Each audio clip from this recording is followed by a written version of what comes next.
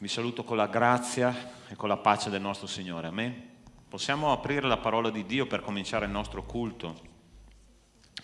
Ti invito ad aprire nel libro dei Salmi, Salmo numero 24. È un salmo del nostro amico Davide, il re di Israele, che è stato il re più famoso e quello che ha portato veramente Israele a una epoca d'oro, come dice la parola di Dio, no? Salmo numero 24, Salmo di Davide, dice così: al Signore appartiene la terra e tutto quel che è in essa, il mondo e i suoi abitanti, poiché Egli l'ha fondata sui mari e l'ha stabilita sui fiumi. Chi salirà al monte del Signore? Chi potrà essere nel suo luogo santo? L'uomo innocente e puro di cuore, che non eleva l'animo a vanità e non giura con il proposito di ingannare. Egli riceverà benedizione dal Signore, giustizia dal Dio della sua salvezza. Tale è la generazione di quelli che lo cercano, di quelli che cercano il suo volto, o Dio di Giacobbe. O porte, alzate i vostri frontoni. E voi, porte eterne, alzatevi, e il Re di gloria entrerà. Chi è questo Re di gloria? È il Signore forte e potente, il Signore potente in battaglia. O porte, alzate i vostri frontoni, alzatevi, o porte eterne, e il Re di gloria entrerà. Chi è questo Re di gloria?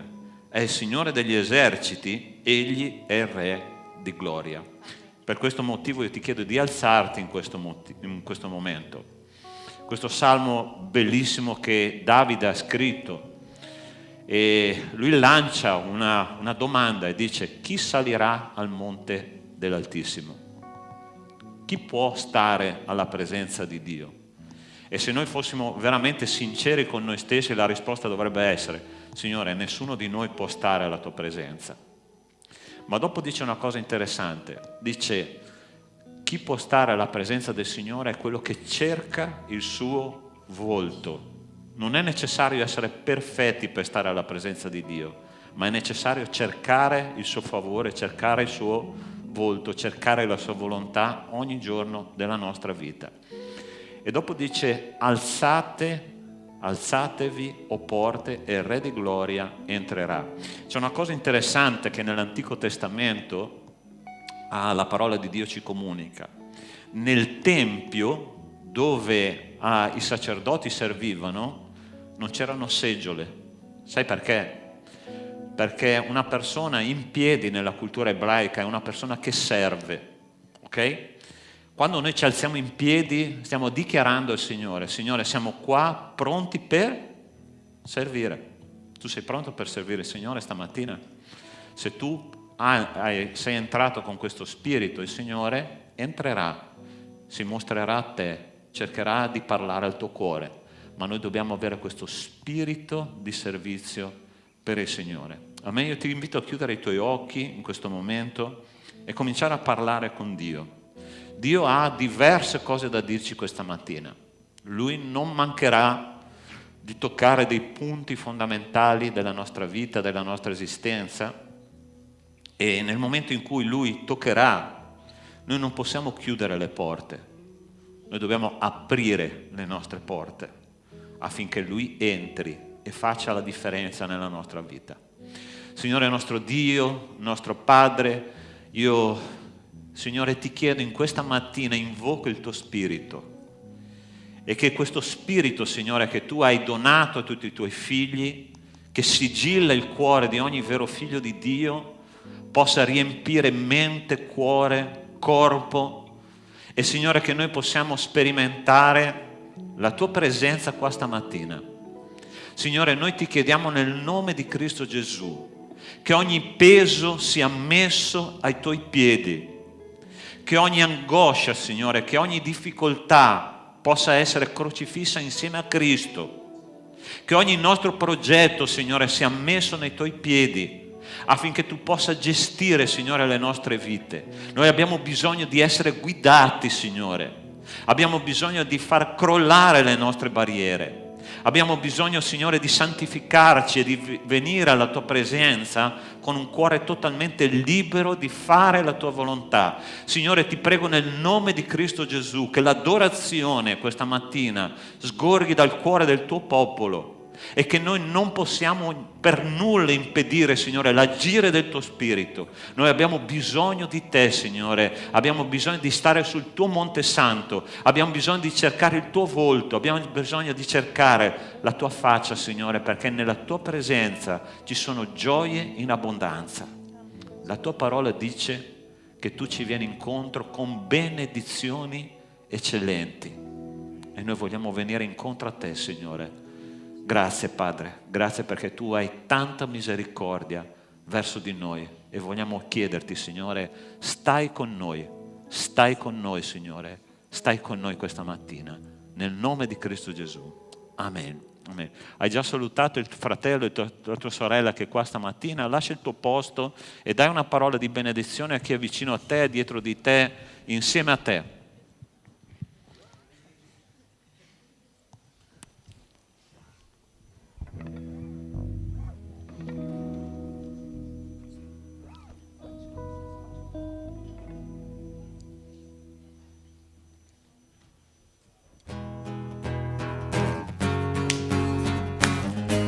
E oggi è il tempo per lodare il Signore. Amen.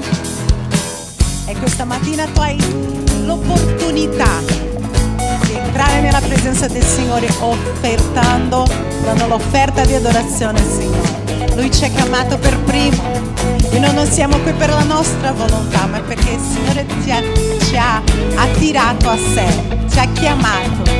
E noi ci presentiamo nella presenza del Signore che è la nostra lode, ricordando di ciò che Lui è e che Lui fa nelle nostre vite. Amen? Con gioia!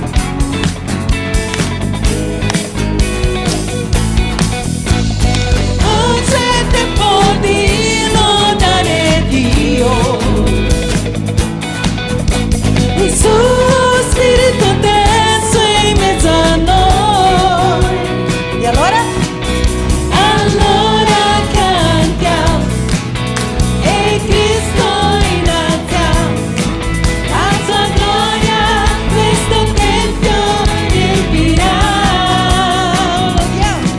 Oh, lodiamo,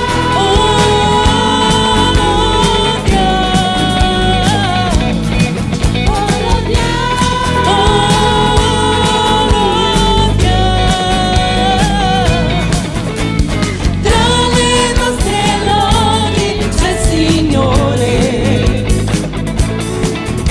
le sue promesse Egli manterrà. Allora cantiamo e Cristo innalziamo, la tua gloria questo tempio riempirà. Gloria al Signore. Gloria a Dio, gloria a Dio, gloria a Dio. Oggi è tempo. Oggi è tempo di lodare Dio, Alleluia. il suo Spirito adesso è in mezzo a noi. Allora cantiamo e Cristo innalziamo, la sua gloria questo tempio riempirà.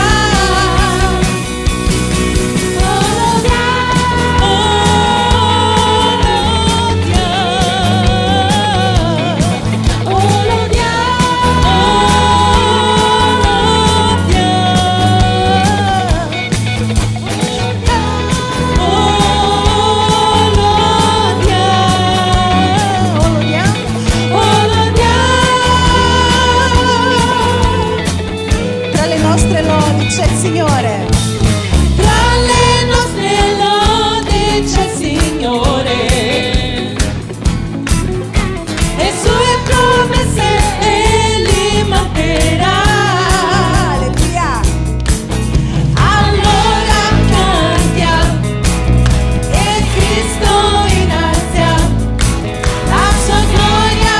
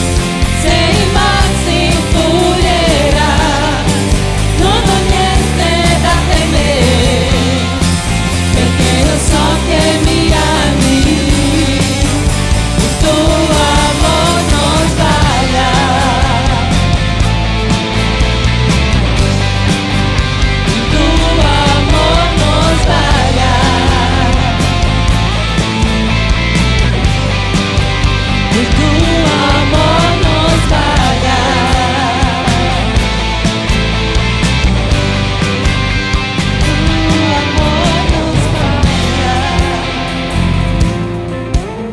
Perché Lui fa di tutto per il nostro meglio, amen? Tu fai Che tutto meglio sarà. fai Tutto per il mio meglio sarà. Tu fai che tutto per il mio meglio sarà. insieme. Tu fai che tutto per il mio meglio sarà. Tu fai Tu fai che tutto per il mio meglio sarà. tu sei lo stesso. Tu sei lo stesso da sempre, il tuo amor non cambia. Se piango tutta la notte, l'allegria la mattina tornerà. Se il mar si infurierà, non ho niente da temere, perché io so che mi ami, il tuo amor non sbaglia. Il tuo amor non sbaglia. Il tuo amor non sbaglia. Il tuo amor non sbaglia. Il tuo amore non sbaglia, Signore, perché tu prendi cura di noi mentre ancora noi dormiamo.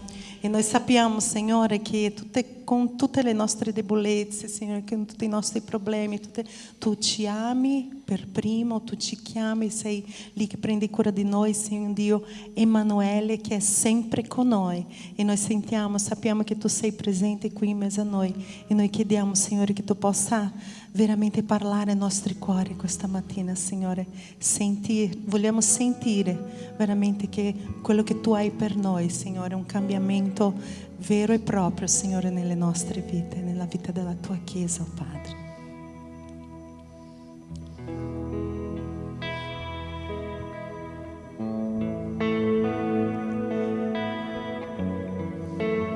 E quello che il Signore è per noi dipende dalla grandezza e delle priorità che noi diamo nel ricercare il suo volto anche durante la settimana.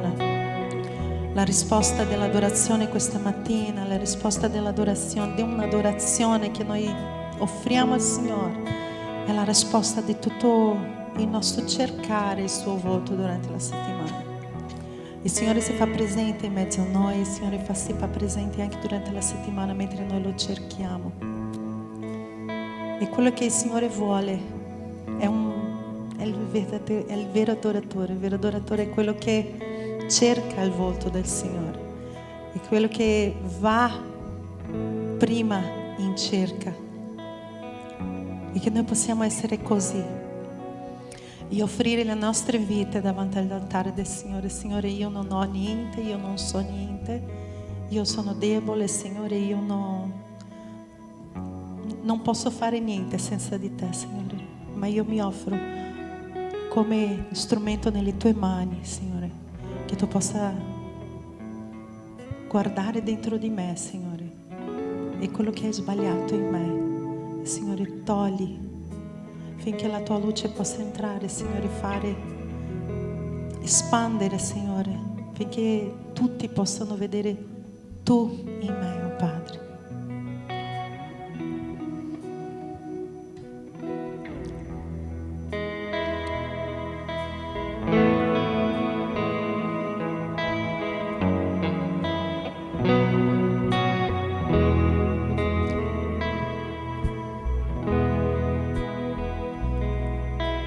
Quello che sono, quello che ho, io depongo ai tuoi piedi, Signore. Ogni mio errore io lascio a te le gioie e i dolori, io dono a te. Io ti offro me stesso e tu, Dio della vita mia, cambia questo cuore. Io ti offro i miei giorni, tu, fonte di santità, ne farai la lode a te, nell'offerta di Gesù.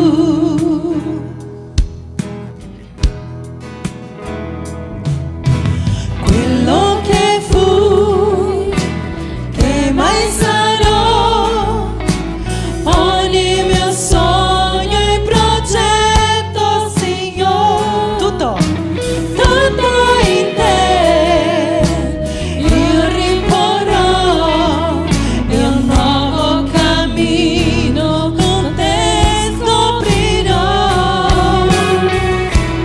Io ti offro me stesso e tu, Dio della vita mia, cambia questo cuore. Io ti offro i miei giorni e tu, fonte di santità, ne farai la lode a te, nell'offerta di Gesù. Cosa ti diamo che non sia già tuo? Cosa ti diamo che non sia già tuo? Ogni creatura vivendo canti le tue meraviglie, Signore. Io ti offro me stesso e tu, Dio della vita mia, cambia questo cuore. Io ti offro i miei giorni e tu, fonte di santità, ne farai la lode a te, nell'offerta di Gesù. Offro la mia vita a te.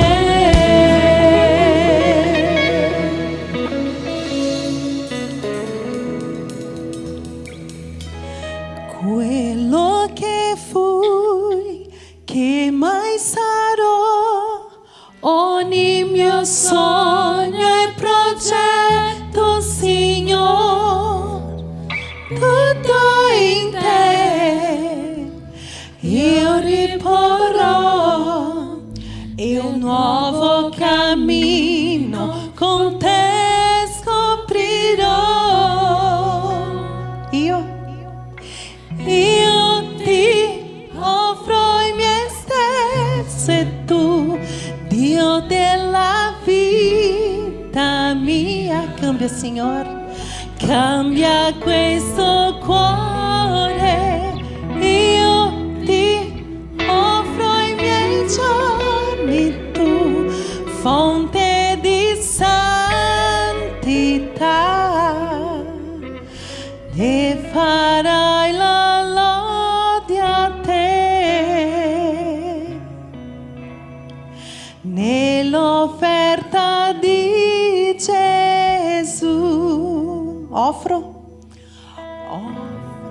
la mia vita a te.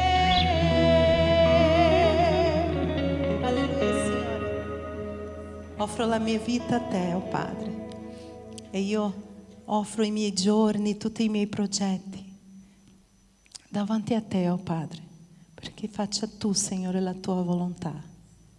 Amen e amen.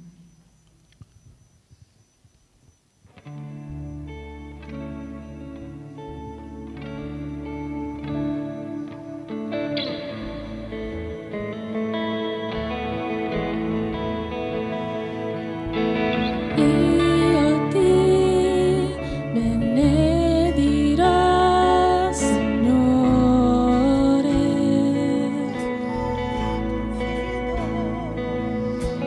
Io in te confiderò per sempre.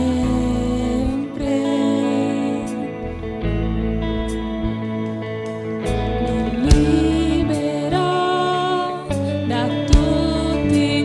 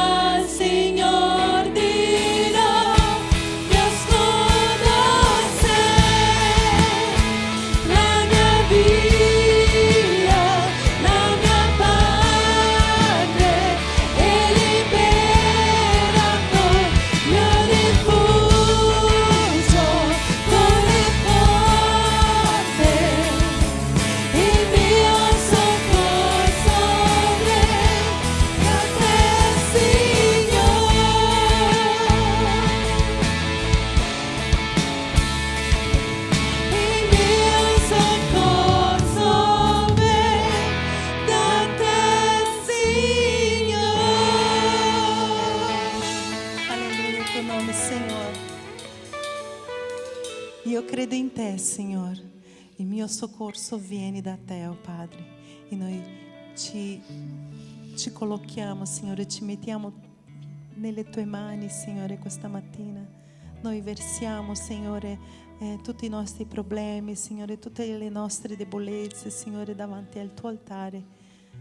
E chiediamo, Signore, che tu possa trasformare, Signore, darci, Signore, la tua luce, Signore, la tua forza, oh Padre. E noi chiediamo, Signore, che tu possa trasformarci, Signore, darci come quel vasaio, Signore, fa con l'argilla, rifare di nuovo, Signore, tutto ciò. Perché noi siamo qui, Signore, davanti a te. E noi ci mettiamo davanti a te, Signore, come un'offerta, Padre, come noi stessi in offerta, Signore, per essere strumenti nelle tue mani. Lodiamo il tuo nome, Signore. Benedice, Signore, questa parola, Signore, che tu possa benedire il pastore, Signore, fare veramente che questa parola possa fare trasformazione nelle nostre vite. In nome di Gesù ti lodiamo e ti ringraziamo, Signore, rendiamo lode a te stamattina. Amen. Amen.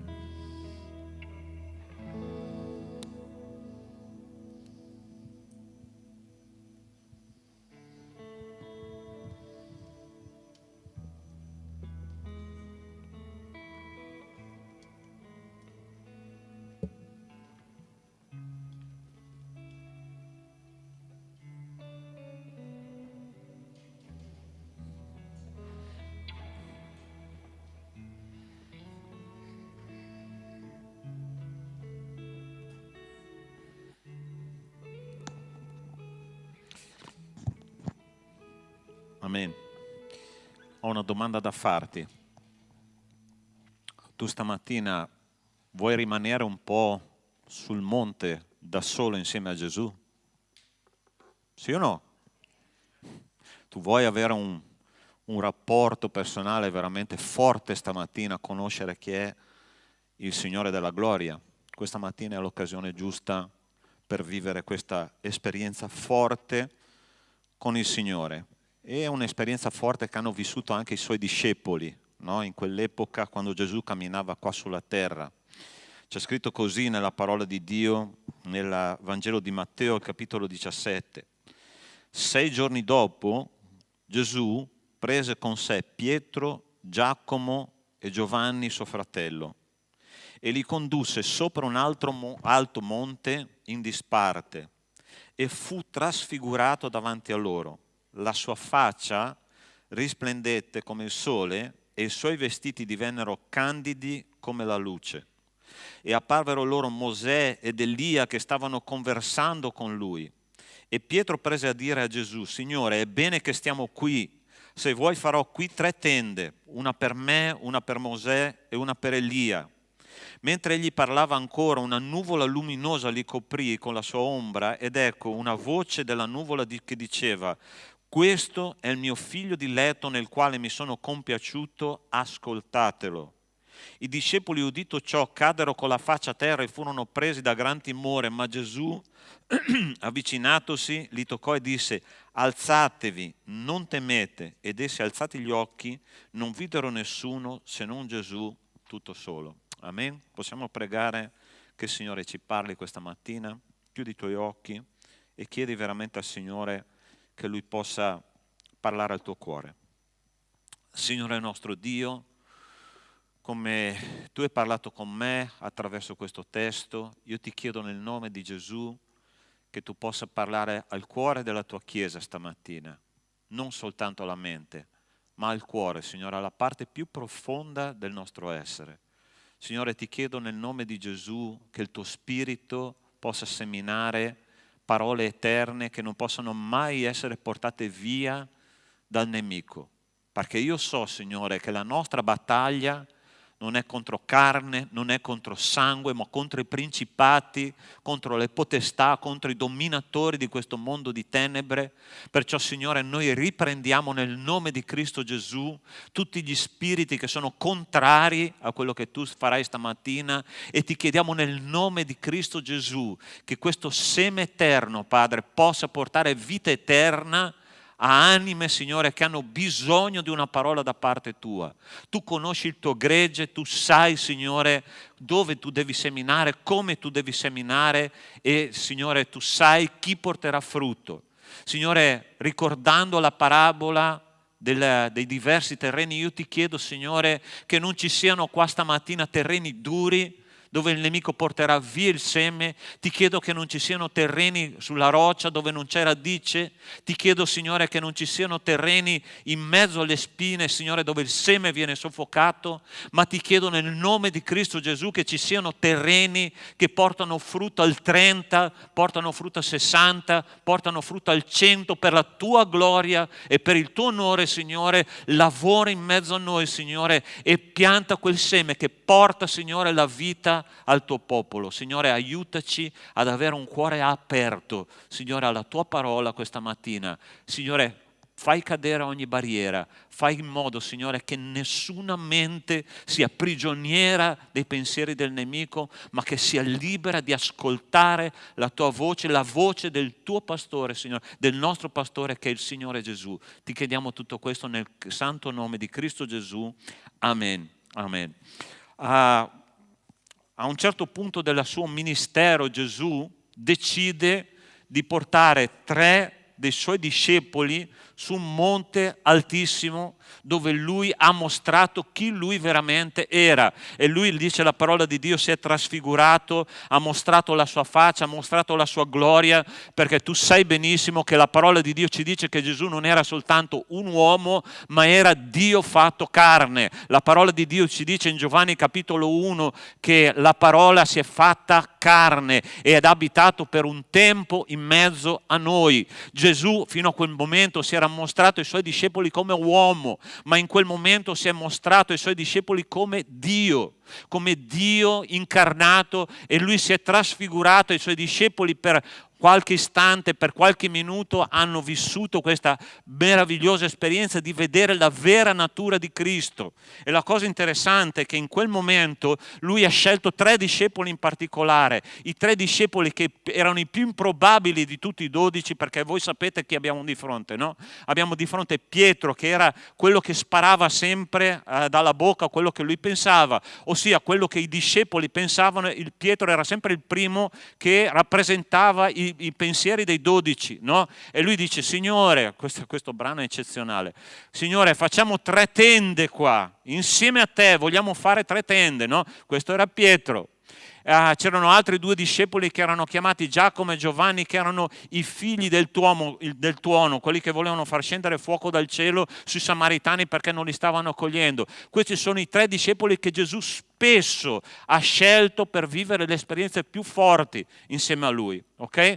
Erano là nella stanza dove la figlia di Jairo è stata risuscitata, erano nel giardino del Getsemani questi 3, quando Gesù ha chiesto a loro di accompagnarlo nel momento più di crisi della vita di Cristo, quando Gesù ha cominciato a sudare sangue. Chi ha voluto vicino a sé? I 3 discepoli che lui più era in intimità, e questi 3 discepoli hanno vissuto questa esperienza meravigliosa. E qui c'è un cambio di struttura del rapporto di Dio con gli uomini. Sai perché? Perché nell'Antico Testamento tante persone, tanti grandi uomini di Dio volevano vedere la gloria di Dio, volevano contemplare Dio nella loro natura. E per esempio uno è Mosè, quando gli ha detto: Signore, fammi vedere la tua gloria. Sai cosa Dio ha detto? Mosè, tu non puoi vedere la mia gloria, perché se tu vedi la mia gloria tu morirai.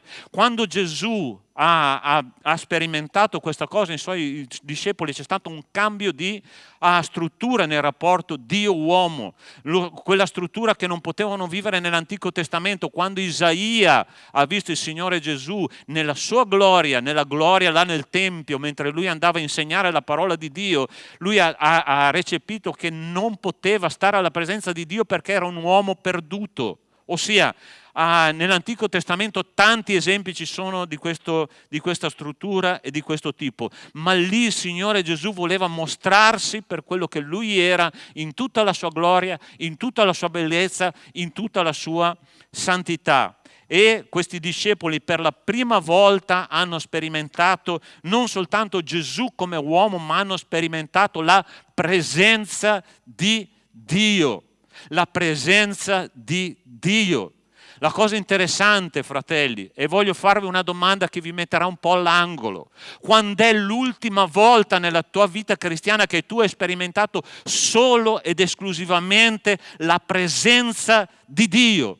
Noi a volte sperimentiamo negli studi la presenza dei nostri fratelli, noi a volte sperimentiamo la presenza della nostra famiglia, ma quando ci siamo fermati l'ultima volta e abbiamo goduto solo della presenza di Dio?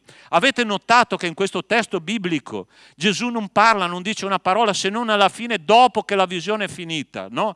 E i discepoli in quel momento lì erano alla presenza di Dio fatto carne, Gesù non ha detto una parola e questi discepoli hanno sperimentato la presenza di Dio nella loro vita. Carissimi, io non so com'è la vostra vita di preghiera, ma io sono una persona che mi analizzo molto profondamente quando sto alla presenza di Dio, quando leggo la parola di Dio, quando prego il Signore, quando vivo vita di comunità, io mi analizzo profondamente per vedere se sono nella verità e se sto vivendo la mia fede nel modo corretto, come la parola di Dio ci insegna. Ok? E tante volte, e sfido chiunque in questa sala, io compreso, quando noi andiamo alla presenza di Dio, noi presentiamo il conto della spesa, ok? Che cosa noi facciamo? Noi abbiamo un sacco abbiamo la lista di richieste per il Signore. Signore, ho bisogno di questo, ho bisogno di questo, ho bisogno di questo, ho bisogno di questo. Chi è che mai qua in famiglia fa la spesa mensile ogni tanto? Ok? Tu fai la spesa mensile, vai al supermercato, riempi il carrello e la cosa interessante è che quando tu esci con questo carrello, hai mai visto come sono fatti i parcheggi del supermercato? Sono fatti in discesa, no? Per un semplice motivo, perché stanno per drenare l'acqua quando piove, ok? Sono fatti così apposta. Ed è interessante che quando tu esci col carrello pieno, non sei più tu che governi il carrello, perché il carrello ti porta in giro. È vero o no? È così che succede, perché il peso di quel carrello ti porta dove vuole Lui. Nel mondo spirituale funziona così, cari miei. Quando noi vogliamo riempire il carrello della spesa con il nostro Signore, abbiamo una lista di pacchetti, no? di prodotti che noi vogliamo mettere dentro il nostro carrello, noi ci appesantiamo la vita, ma quando noi stiamo solo alla presenza di Dio, cambia tutto. E la cosa interessante è che un giorno il re Davide ha scritto il Salmo numero 23 e ha detto, e ci ha rivelato una cosa straordinaria. Tu sai che il Salmo numero 23 è stato scritto nella vecchiaia di Davide. Dopo tutta una vita che lui camminava col Signore, lui ha capito che la cosa più importante che bisognava vivere nella propria vita non era tanto Dio risolve i miei problemi. Dio è con me. Lui ha sperimentato la presenza di Dio e ha detto questa è la cosa che io voglio. Salmo numero 23, versetto 5, ti ricordi che cosa significa? Che cosa dice? Dice, anche se dovessi passare per la valle dell'ombra della morte, io non temerò nessun male, perché tu sei con me. Questi discepoli hanno sperimentato la cosa più preziosa della vita cristiana. In quel momento hanno sperimentato la presenza di Dio nella loro vita. Quando tu l'ultima volta hai sperimentato la presenza di Dio nella tua vita? Interessante una cosa, che noi ci fermiamo a leggere la parola di Dio, vero? Noi ci fermiamo a pregare con Dio e noi ci fermiamo nella chiesa per vivere un momento di culto, di adorazione, di lode. Ma poi tu esci da quella porta là e dopo quella porta tu entri nella tua macchina e dopo prendi la tua macchina e torni a casa e tante volte i problemi che tu hai e che io ho rimangono tal quali per un lungo periodo di tempo. Tu hai mai sperimentato un problema che non passa? Guardatemi negli occhi.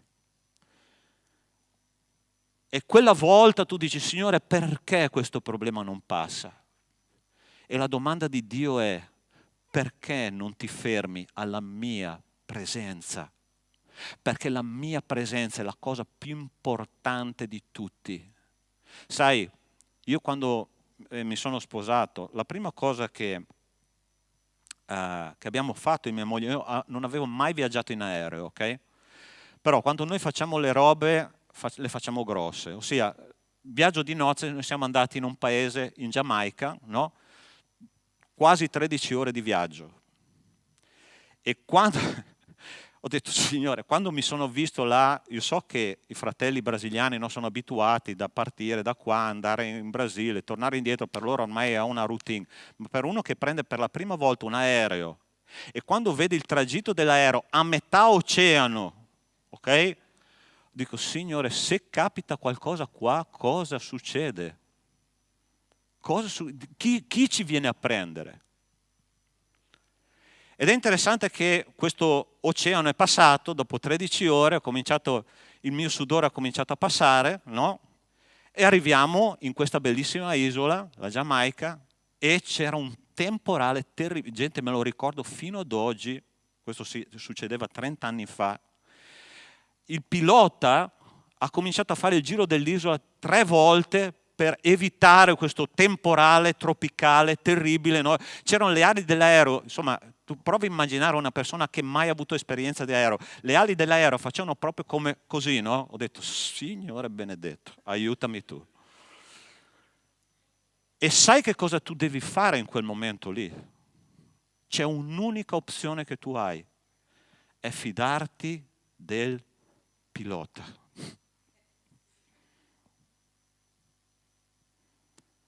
Ti fidi del tuo pilota, perché il pilota che tu hai non ti ha abbandonato. Lui ha ben saldo in mano a sé la cloche dell'aereo che ti sta portando dall'altra parte, perché tu sai che stai andando dall'altra parte, vero? Questa non è la realtà. Noi pensiamo che questa sia la realtà ultima, ma la realtà ultima non è qua. Perché la parola di Dio dice che noi abbiamo un'altra nazione, abbiamo un'altra patria. E tra questa patria che noi viviamo oggi e la patria dove noi stiamo andando, giovani che vi siete sposati da poco, vi girerete fra poco, ok? E saranno passati 30 anni come sono passati per me e per mia moglie, e direte, il mio Signore mi ha portato dalla patria dove io sono partito, mi sta portando nell'altra patria, abbiamo passato tante tempeste, ma la cosa più importante di tutti è che Dio era presente in quelle tempeste. Dio aveva in mano il timone. Ti fidi del tuo timoniere, ti fidi del tuo pilota. Questi discepoli hanno vissuto per la prima volta una potenza, una presenza di Dio come mai avevano sperimentato fino a quel momento. E Gesù li ha portati lassù.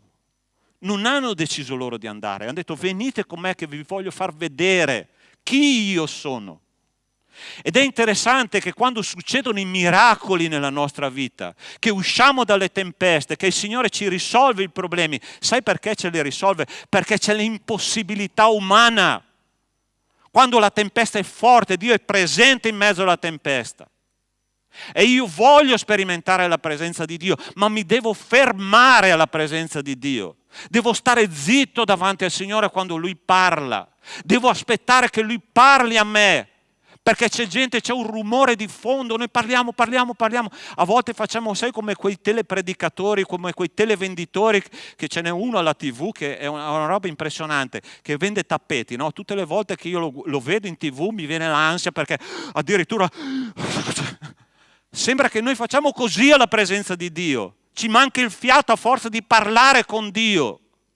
Ma c'è un tipo di preghiera che è la preghiera più importante del cristiano. E sai come si chiama? Preghiera di ascolto. Hai mai ascoltato veramente quello che Dio ha per te? Ti sei mai fermato alla presenza di Dio e hai goduto della sua presenza? I problemi a volte non passano, cari miei. I problemi permangono. Ma se io anche dovessi passare per la valle dell'ombra della morte, il Signore non mi abbandona perché la sua presenza è con me. E sembra che vada tutto a posto quando la cosa è così. Amen, Chiesa? Fermati. C'è un testo che dice nel Salmo numero 37, Stai in silenzio davanti al Signore e aspettalo. Aspetta il tuo Dio. Calma il tuo cuore nella tempesta. Calma il tuo cuore nella sofferenza e aspetta che Dio intervenga. Smettila di gridare perché il Signore sa che cosa tu stai passando. Sei sul monte insieme a Gesù. E ricorda una cosa. Gesù ci invita ogni giorno a stare sul monte insieme a Lui. Ogni giorno. E noi dobbiamo semplicemente dire: Signore, vengo al monte. Io voglio stare lì con te. E voglio tacere e voglio ascoltare la tua voce, perché so che quando io silenzio il mio cuore, la tua presenza si vede, si sente e si tocca. Questi discepoli hanno vissuto un momento straordinario nella presenza di Dio, ma è solo la prima P. Okay? Sono 3 P che impareremo oggi. La seconda P che impareremo oggi ci parla di protezione. Pietro dice: Signore, guarda che come stava vivendo Pietro questa esperienza. È bene che stiamo qui, se vuoi farò qui 3 tende, una per te, una per Mosè e una per Elia. Pietro dice una cosa di un buffo che è incredibile, no? Pietro è un personaggio, ok? Sai chi sono i personaggi? Sono quelli che sparano fuori le robe perché le pensano, ossia persone che non hanno filtri. Conosci delle persone così? Io ne ho un paio in casa. Pietro era una persona che stava vicino al Signore con il cuore. Pietro era una persona che dove c'era il Signore lui voleva essere. Ok?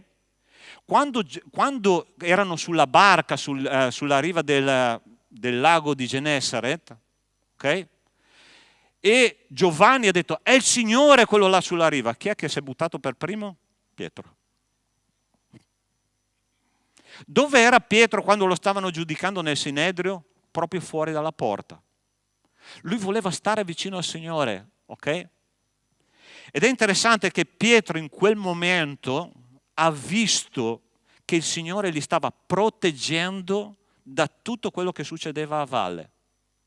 Okay? Erano là sul monte e gli ha detto: Signore, facciamo 3 tende, io, te, Elia, stiamo qua. Allora vi dico un segreto, ok? Sai quando è che un culto va bene?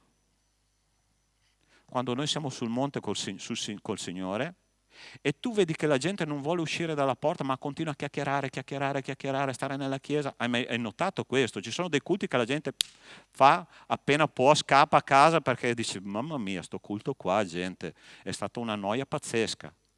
Ma quando Dio fa un lavoro dentro di noi abbiamo voglia di relazioni, no, umane, condividere quello che è successo, stare insieme ai fratelli. Allora Pietro ha sparato questo, ha detto: Signore, rimaniamo qua, perché è troppo bello quello che noi stiamo vivendo. Ed è interessante che Pietro non dice una cosa a caso. Nella cultura ebraica la tenda era un posto di protezione, era un posto dove quando tu entravi sotto la protezione del proprietario. Allora sta attento, la ospitalità ebraica è leggendaria. Okay? Quando un pellegrino viaggiava per tutto l'impero romano per andare a Gerusalemme per 3 volte all'anno, tu sai che i pellegrini ebrei erano chiamati dalla legge a andare 3 volte all'anno a Gerusalemme a adorare.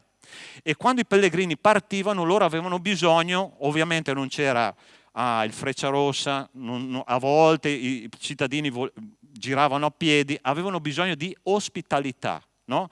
Tu pensa che il popolo ebraico costruiva le case con una stanza apposta per gli ospiti, per i pellegrini. L'ospite non doveva fare altro che sedersi ai piedi della casa e il proprietario era obbligato a prendere quel pellegrino e a metterlo nella stanza degli ospiti e trattarlo come un re. È un'ospitalità alla napoletana, in poche parole, perché i napoletani fanno proprio così, ok?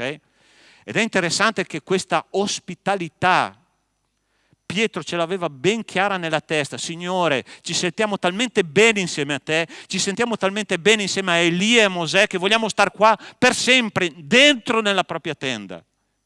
E stare qua. Non vogliamo neanche tornare in mezzo ai nostri problemi, non vogliamo tornare in mezzo ai fallimenti, vogliamo stare qua insieme a te. Quanto desiderio hai di stare con Cristo nella tenda che Lui ha preparato per te e per me? Hai voglia di stare insieme a Cristo? Ascoltami, noi stiamo vivendo l'epoca della generazione Z. Tu sai questo, no? È proprio stata definita dai sociologi e dagli psicologi la generazione Z, ossia la generazione Z uguale zombie.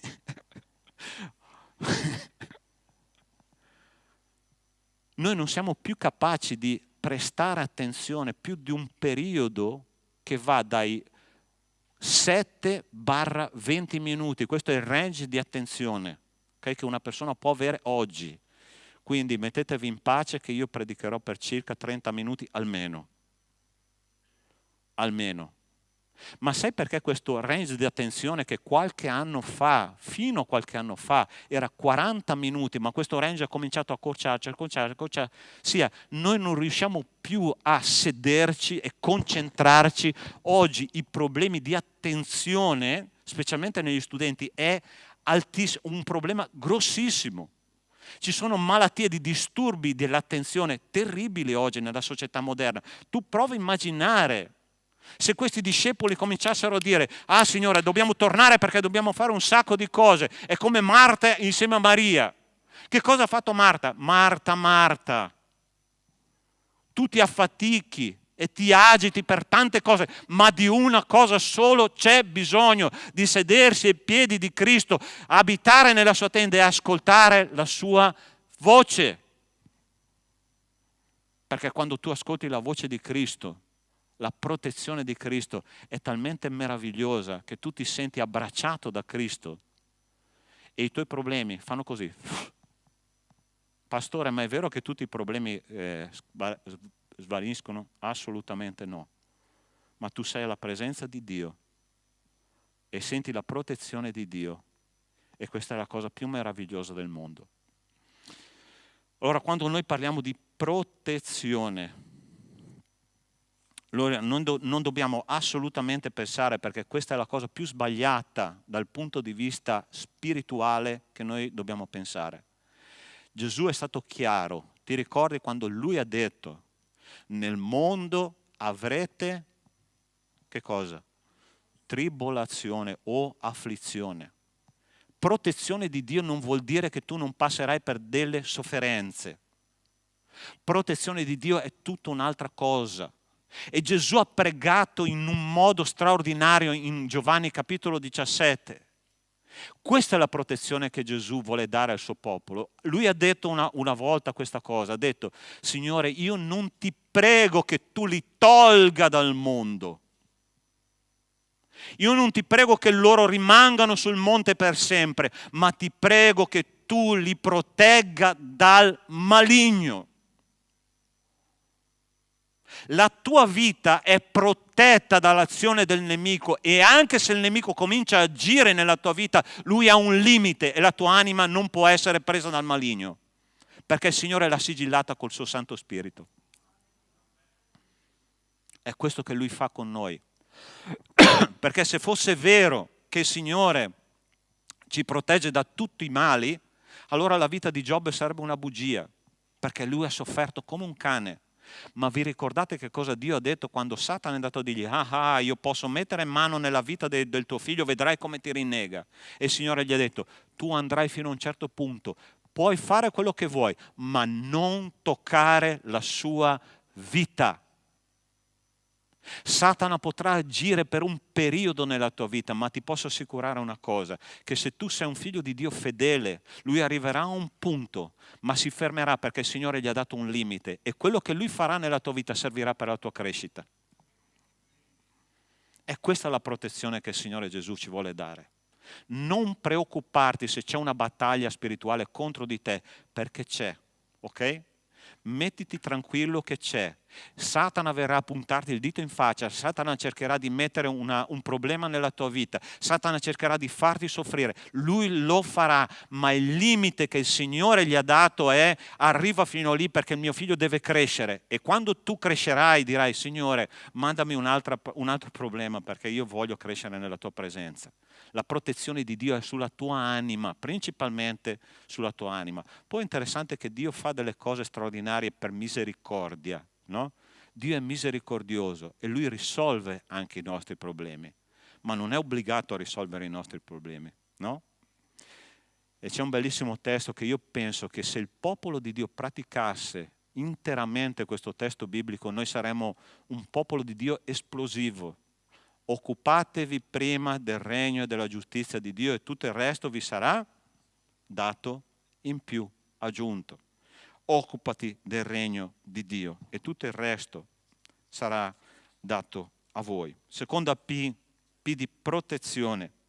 E terza P è la P di paradiso.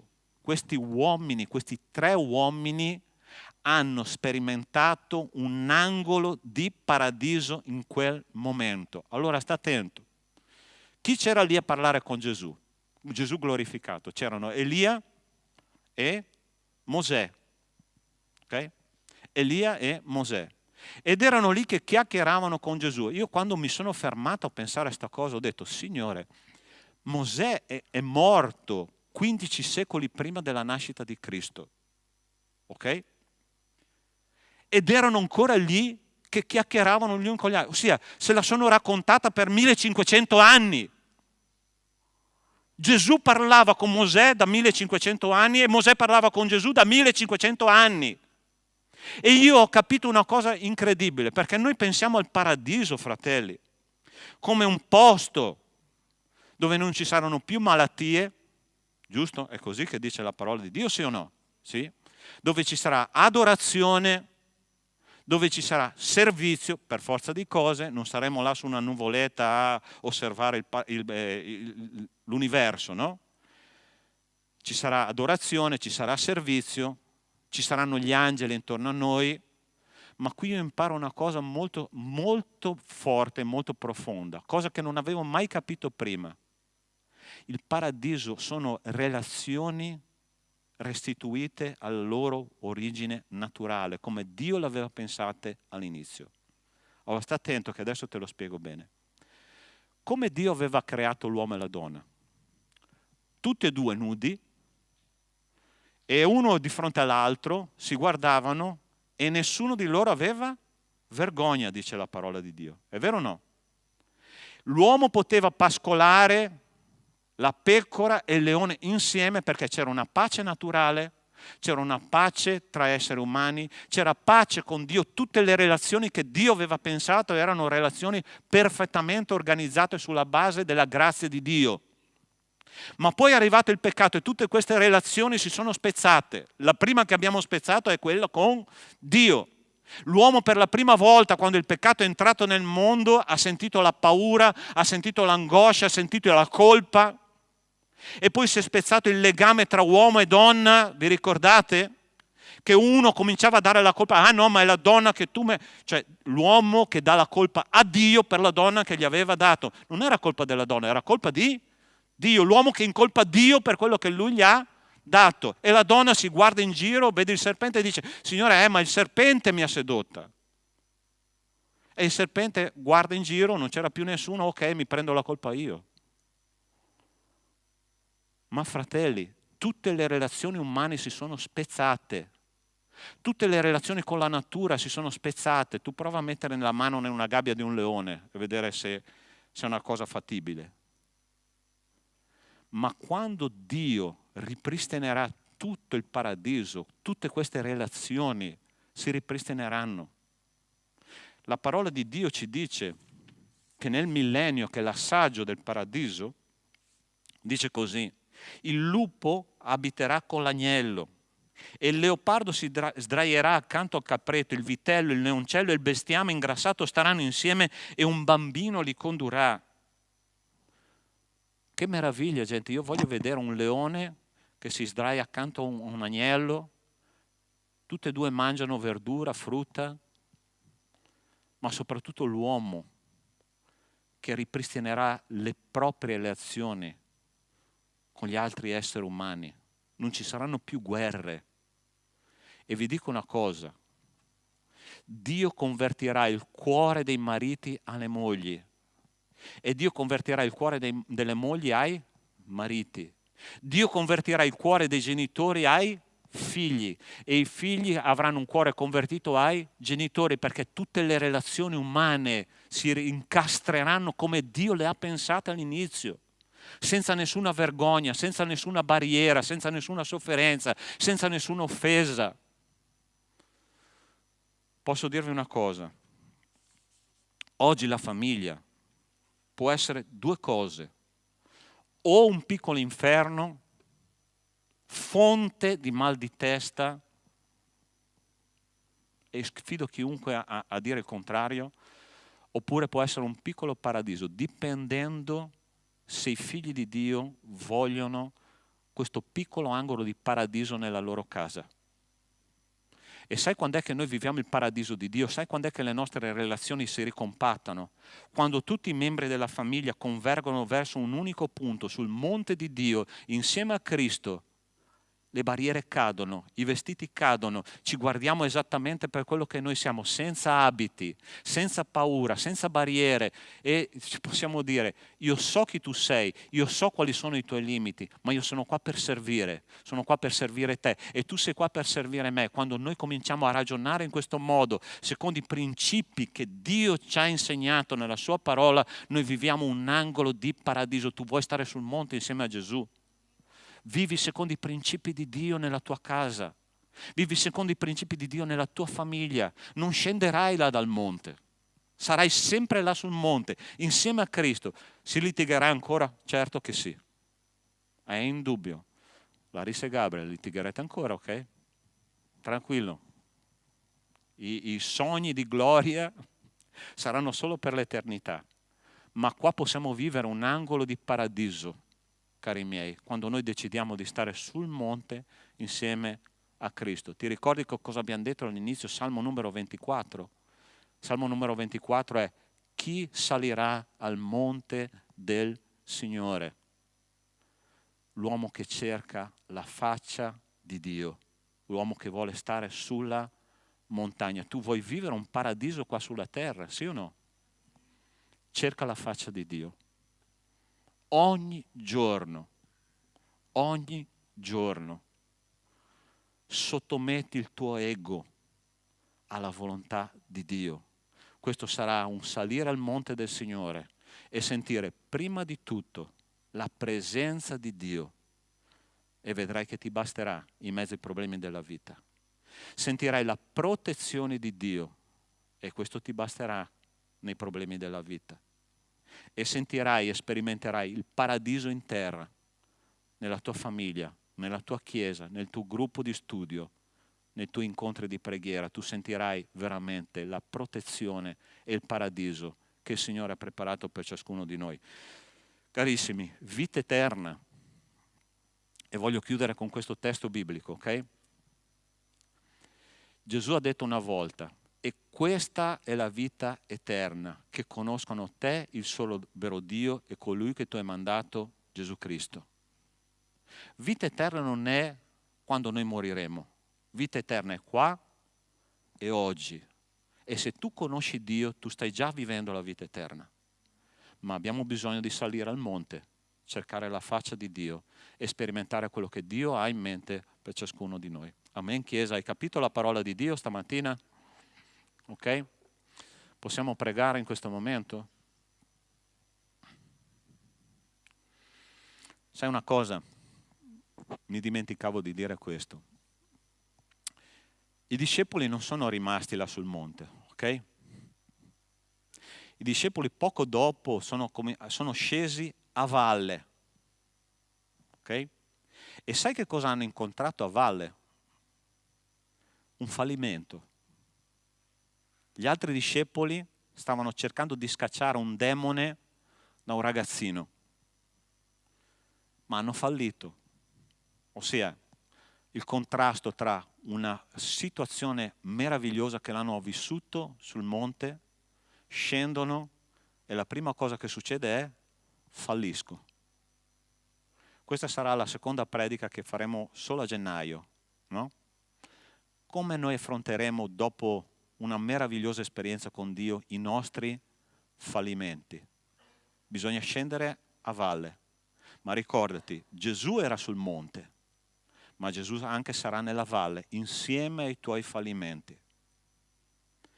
E tu non sei tanto grande da impedire a Dio di usare anche i tuoi fallimenti per testimoniare che esiste un Dio vivente. Non sei troppo grande per fare questo. Dio non ha limiti, Dio userà i tuoi fallimenti. Tu ti sei reso conto che la parola di Dio è l'unico libro dell'antichità che parla dei fallimenti umani come possibilità di manifestare la gloria di Dio. Tutti i grandi uomini di Dio hanno fallito. Mosè ha fallito, non è entrato nella terra promessa. Abramo ha fallito quando ha fatto un figlio con la serva, Agar. Davide ha fallito quando ha adulterato e ha ucciso una persona. Pietro ha fallito quando ha rinnegato Cristo. Tanti discepoli hanno fallito. Ma Dio che cosa ha fatto? Ha preso i loro fallimenti, li ha usati e ha riciclato questa spazzatura per diventare onore e gloria del suo santo nome, quando ha trasformato queste persone attraverso la sua grazia. Pastore, io voglio rimanere sul monte. Carissimo, un giorno ci saremo e sarà per sempre. Oggi accontentati che noi siamo sul monte, che abbiamo ascoltato la voce di Dio, che Dio ci ha riempito il cuore con la sua grazia. Scenderemo a terra, ci saranno dei fallimenti, ma Gesù sarà ancora con me e con te, anche nei fallimenti. E questo sarà l'argomento della prossima predica, ok? Possiamo pregare?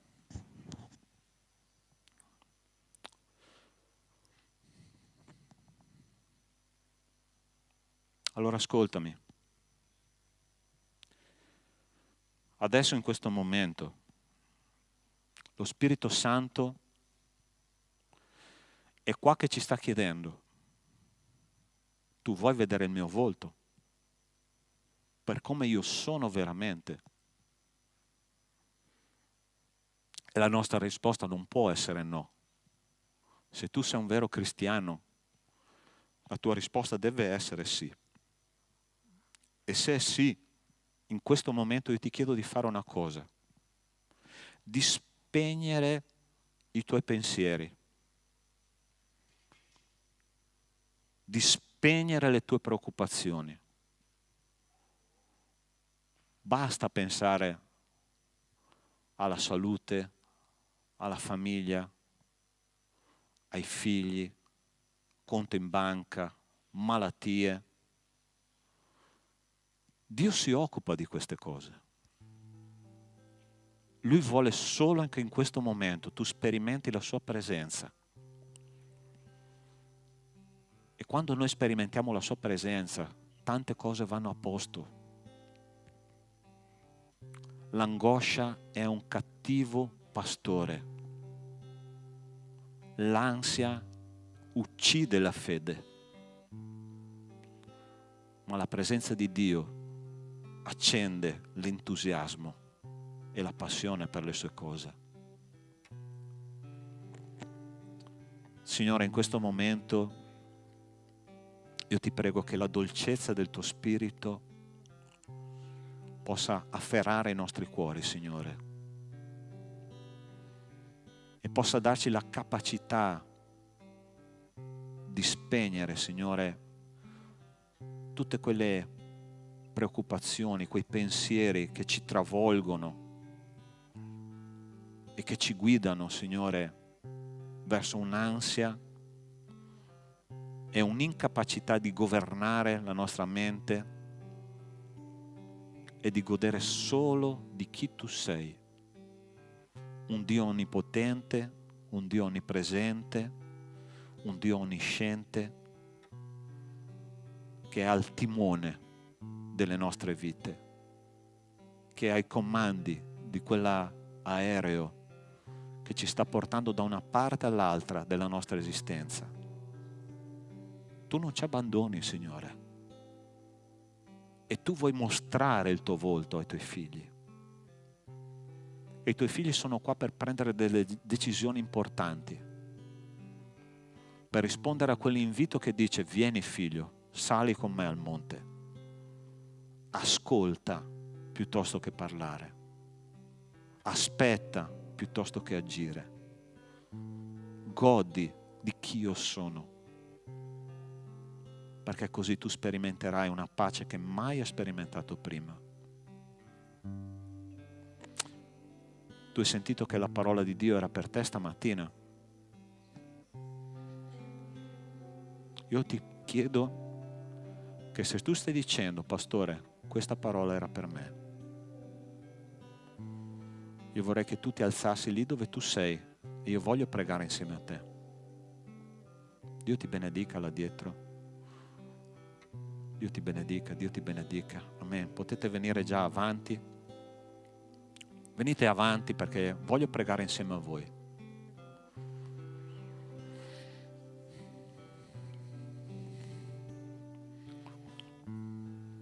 Amen. Guarda cosa il Signore ha fatto stamattina. Ok? È la sua parola. È la sua parola. Prendi la mano della persona vicino a te e preghiamo insieme.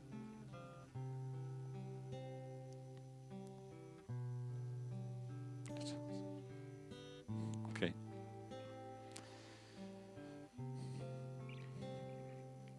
Signore nostro Dio, in questo momento io rimetto nelle tue mani, Signore, la vita di questi cari fratelli, sorelle.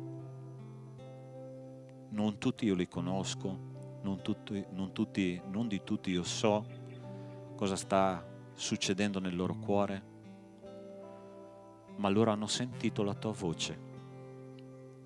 E questa mattina, Signore, io te li consegno. Signore, loro stanno venendo ai piedi della tua croce. La tua parola ci dice che dobbiamo liberarci di due cose per camminare con te: dai pesi e dai peccati. Loro stanno dicendo: Signore, aiutami a togliere questo zaino pesante dalle mie spalle, a rimanere sul monte insieme a te. E io ti chiedo nel nome di Cristo Gesù che loro possano veramente farlo questa mattina. Padre, sappiamo che dovremo tornare alle nostre case, tornare nel mondo, con i nostri amici, con i nostri colleghi, con i compagni di classe, e là ci saranno momenti difficili. Ma vogliamo dire ancora una volta, come Davide ha detto: Signore, potrò anche passare per la valle dell'ombra della morte, ma io non temerò nessun male, perché tu sei con me. Signore, che il tuo volto possa risplendere nella vita di questi cari. E Signore, tu possa fargli sperimentare la tua presenza ogni giorno. Quando falliremo, Signore, vienici a riprendere, vienici a rialzare, vienici a riempire di nuovo il cuore con la tua grazia. Ti ringraziamo, Padre, per essere stati con noi questa mattina. Benedici, Signore, adesso il resto della nostra giornata. Benedici, Signore, la nostra famiglia, le nostre case, e proteggi il tuo popolo, che il tuo popolo possa vivere un piccolo angolo di paradiso, lottando perché la tua grazia scorra attraverso di noi. Nel nome di Gesù. Amen. Amen. Puoi dare un abbraccio alla persona vicino a te? Sì? Digli: Dio ti benedica nel nome di Gesù.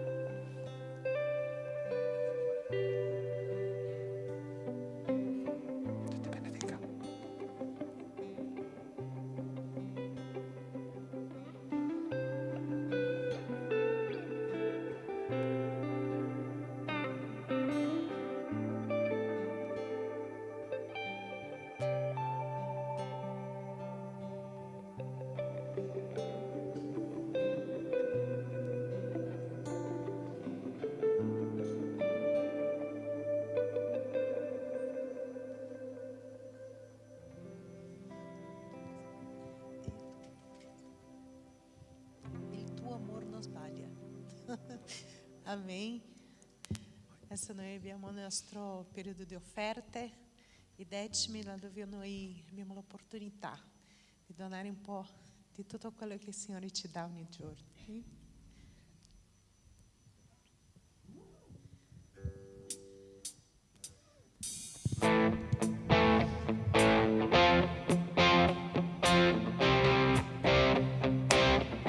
Siamoci in piedi?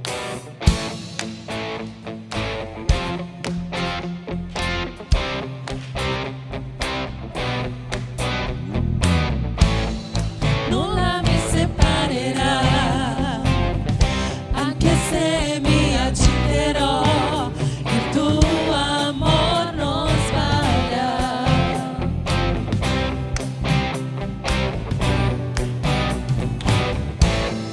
Anche senza merito, la grazia si riverserà su me, il tuo amor non sbaglia.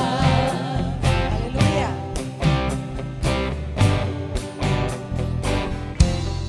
Tu sei lo stesso da sempre, il tuo amor non cambia. Se piango tutta la notte, l'allegria la mattina tornerà. Alleluia. Se il mar si infurierà, non ho niente da temere, perché io so che mi ami, il tuo amor non sbaglia.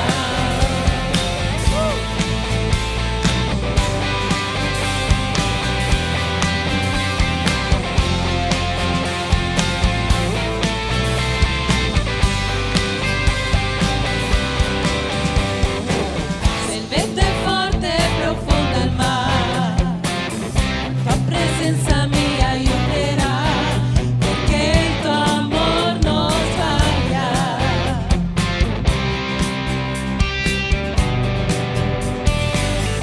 Il cammino era difficile, non pensavo di arrivare mai, il tuo amor non sbaglia.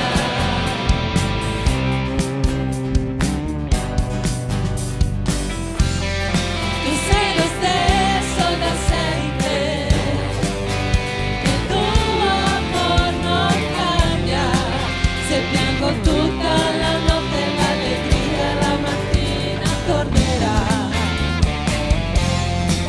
Se il mar si infurierà, non ho niente da temere, perché io so che mi ami, il tuo amor non sbaglia.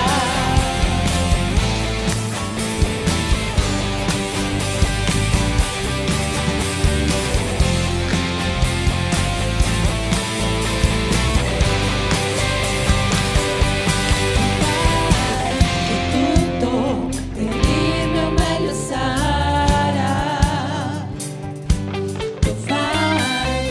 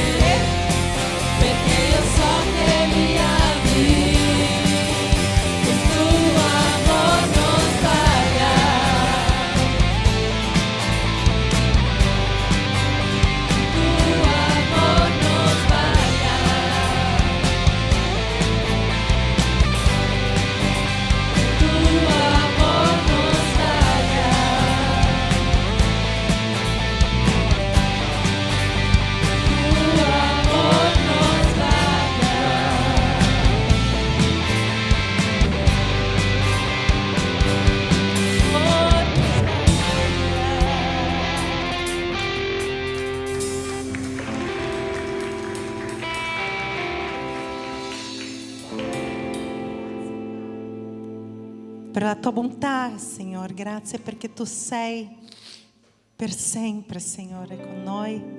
Tu ci guida, Signore, nelle nostre vite, Signore. Tu ci dai ogni giorno, Signore, la tua volontà, Signore. Tu ci indica, Signore, nelle tue parole, Signore, nel giorno per giorno, quello che noi dobbiamo fidarci di te, Signore. Dobbiamo consegnare le nostre vite nel tuo altare, Signore, e consegnare tutto quello che noi siamo a te, affinché tu possa, Signore, fare l'opera tua nelle nostre vite. Amen. Signore, grazie per tutto, grazie per le offerte, grazie perché tu ci doni, Signore, ogni giorno. E in nome di Gesù noi ti ringraziamo e ti lodiamo.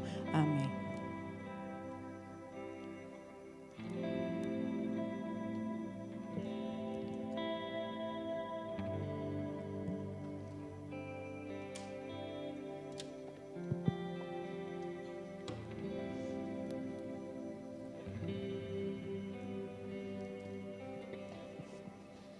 Ok, ancora 5 minuti per i nostri annunci, per la vita della nostra Chiesa.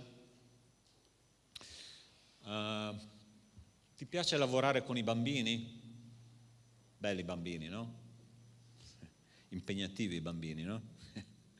Abbiamo un ministero che veramente sta facendo dei passi da gigante. Abbiamo delle persone che stanno lavorando là dietro con i nostri figli per mettere nei loro menti, nei loro cuori la parola di Dio, ma ovviamente è un ministero complicato per un semplice motivo, perché lavorare dietro è un ministero difficile, no?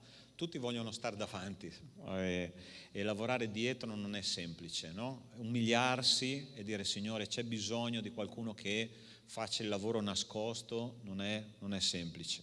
I nostri bambini hanno bisogno di monitori che possano prendere a cuore la loro crescita spirituale, e se c'è qualcuno che è disposto a lavorare in questo ministero può parlare con me, può parlare con Emanuele, può parlare con alcuni fratelli qua. Chi c'è del ministero infantile qua? Può alzare la mano? Jacqueline, esatto, la sorella.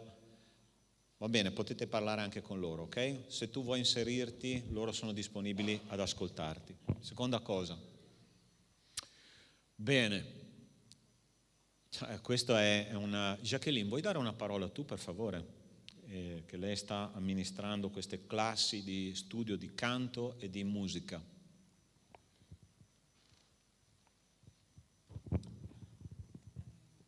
Allora, l'associazione ha messo a disposizione delle lezioni di chitarra acustica, di canto base. Cioè, io sto facendo il corso di canto base, non è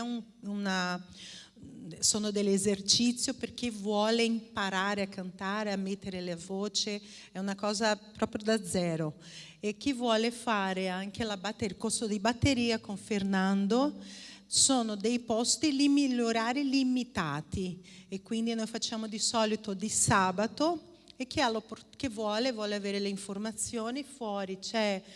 Può venire direttamente con me, o se no mandare un'email all'associazione che poi rispondo con tutte le informazioni. Ok, grazie. Bene, incontro delle coppie, sabato 7 dicembre alle ore 20, tutte le coppie sposate sono invitate. Stiamo chiudendo questo anno proprio con questo incontro. Se voi siete una coppia sposata che vuole stare alla presenza di Dio, imparare di più su come gestire, amministrare il proprio rapporto di coppia alla presenza di Dio, siete caldamente invitati a questo incontro, ok? Quindi 7 dicembre, ore 20, incontro delle coppie qua in questa sala di culto. Altro annuncio? Ok? Ministero sociale, raccolta di beni di prima necessità per le famiglie. Fratelli, allora, il comune di Villorba ci ha dato 30 nomi di 30 famiglie diverse che hanno necessità di appoggio, sia per la parte, chiaramente quella pratica, sia vestiti, cibo, no? Famiglie in difficoltà, ma ovviamente noi entriamo in queste famiglie, non faremo solo questo, daremo anche un appoggio spirituale. Stiamo organizzando un gruppo di persone okay? Che possano entrare in queste famiglie e dare la possibilità a queste persone non solo di ricevere queste cose, ma anche di ricevere la parola di Dio. Se tu ti senti predisposto a questo ministero che sta nascendo, sarai molto benvenuto, puoi parlare con me, ok? Altra cosa, ok? E il giorno 30 novembre 2024 ci sarà questo incontro delle donne, solitudine amica o nemica. Sei caldamente invitata, è una signora che conosco bene, è una signora molto in gamba, una figlia di Dio che porta benedizione dove porta le sue meditazioni, le sue conferenze, perciò sei caldamente invitata a venire. Tutte le donne della nostra chiesa sono invitate. Ok? Thanksgiving 30-11, c'è qualcuno dei giovani che vuole dire qualcosa qua? Chi ha organizzato? Joshua, dai, vieni a dire due parole, no? No? Niente. Ok, allora rivolgersi a Joshua, ok? Va bene, questa è una festa che si sta organizzando nel gruppo giovani per il giorno 30 e ovviamente non è solo per la comunione fraterna ma anche per evangelizzazione, quindi tutti i giovani sono invitati a invitare anche degli amici, dei colleghi o dei compagni di classe, va bene? Altro? Ok, l'ultima cosa che voglio dirvi, allora alzi la mano chi c'è qua, giovani, adolescenti, preadolescenti, per favore. Potete alzare tutti la mano? Sì? Ok, hai preso il caffè stamattina, sì? Ok, chi non si è iscritto al gruppo Ask and Move, al gruppo della community? Vediamo, ok. Allora, state attenti, nella community Aga Move, okay, c'è un gruppo nuovo che è nato che si chiama Ask and Move. Che cosa serve questo gruppo?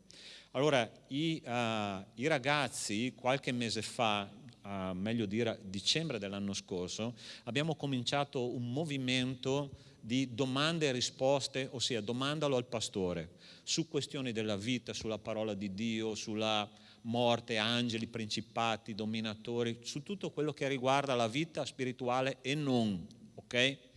Allora, c'è questo gruppo dove tu ti puoi iscrivere e fare le tue domande anche in forma anonima, ossia, se ci sono delle questioni delicate che hanno a che fare, per esempio, so che non è facile per un giovane, per un adolescente fare domande, per esempio, sulla sfera intima, la sessualità, gestione dei rapporti di coppia, eccetera, eccetera, eccetera, no? Ma si possono fare delle domande in forma anonima in modo che il pastore possa risolvere quella situazione, rispondere secondo la parola del Signore. Okay? Io penso che sia un'occasione speciale perché possiamo fare delle domande che sicuramente non fate ai vostri genitori, 100% sono sicuro. Seconda cosa, che a volte fate fatica anche a condividere con l'amico, ma che fanno parte della sfera intima e che vanno risolte. La parola di Dio ha soluzioni per tutte le aree della vita, però bisogna ovviamente studiare la parola di Dio. Quindi se tu vuoi fare delle domande al pastore, che sono io in questo caso, ma può rispondere anche il pastore Caio, su tutte le questioni che affliggono il tuo cuore, tu puoi farle in questo gruppo, bisogna che ti iscrivi, che entri, ti iscrivi, faccia queste domande in forma anonima e io poco dopo ti risponderò. Okay? Cerchiamo insieme nella parola di Dio tutto quello che può sollevare il nostro cuore da preoccupazioni, ansie e difficoltà. Va bene? Chiesa, hai capito? Sì? Possiamo pregare per chiudere il nostro culto in questo momento, però voglio invitare qua insieme a me Pietro, vieni Pietro, e il nostro diacono che fra qualche giorno, sabato, no? Sabato, partirà per il Brasile per 2 mesi, loro vanno a seguire la mamma di Alzira che ha problemi di salute, perciò preghiamo per lui, che il Signore li accompagni e che li sostenga in questa missione. Ok? Preghiamo, possiamo alzarci in piedi? Signore nostro Dio, nostro Padre, ti ringrazio e ti benedico per la vita di Pietro. Signore, ti prego di accompagnare lui, Alzira, là in Brasile per questa missione di sostegno di una sorella, Signore, che sta soffrendo. Benedicili, Signore, e usali per la tua gloria. Che loro possano restare là nella tua presenza nella tua presenza e benedire di nuovo la loro comunità con la sua presenza, con la tua presenza. Signore, ti ringraziamo per quello che abbiamo vissuto stamattina in questo culto e adesso, Signore, che torneremo alle nostre case, ti prego che l'amore di Dio nostro Padre, la grazia salvatrice di Cristo e le consolazioni dello Spirito di Dio con noi siano e con tutto il popolo di Dio su tutta la terra da oggi e per sempre. Amen. Buona settimana, Dio vi benedica.